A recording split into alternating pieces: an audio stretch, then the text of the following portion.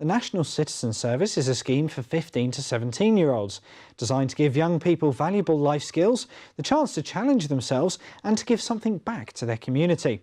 As part of the scheme, there's a phase called Social Action, whereby the young people fundraise for their own project to change the world around them. And I visited one such project in Portsmouth. The Goldsmith Day Nursery in Portsmouth is the latest place to benefit from the ingenuity and creativity of young volunteers from the National Citizen Service.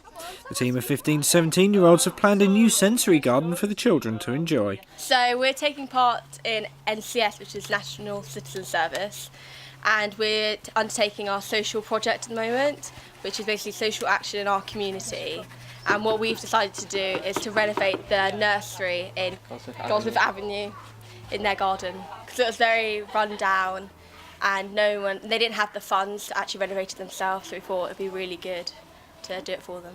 Oh, well, we're putting benches, we're getting the kids to do some things like paint rocks and getting a new canopy because it's quite run down. The scheme is a chance for the young people to have fun over the summer, as well as learn some life skills and challenge themselves in new ways. 2 weeks you go away, in the first week you go to Dorset, you do like outdoor activities such as rock climbing, kayaking, paddleboarding, and you also team build as well. And you just learn life skills. We cooked, went around Portsmouth, did different challenges.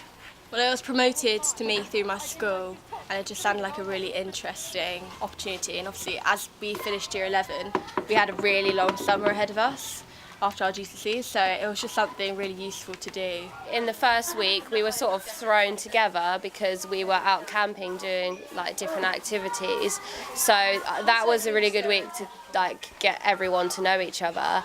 But like they've come together as a group really well, and everybody brings different skills to the team and they all get on really well, so it's really good. And for this project, the team were left in charge of every aspect, from planning to fundraising and then execution. We spent 2 days last week, Monday and Tuesday, planning what we were going to do, because on the Wednesday we had a dragon's den. So each group had 5 dragons that they had to present their pitch to. So basically they planned everything they wanted to do here. They said how much money they'd need, what they were going to spend it on, and then they presented that to the dragons, and then each dragon could decide how much money they wanted to give them. We got £180 from the dragons. We also planned a fundraiser day, which we did on Friday. And we did that 12 till 3 in Havelock Community Centre. And we raised about £200 on that day. And we also have a Just Giving page, which we've got about £75 on. So in total we've raised about £600 so far to go towards the nursery. We've bought a lot of benches, so our other half of our team are putting up benches today at the moment in the park.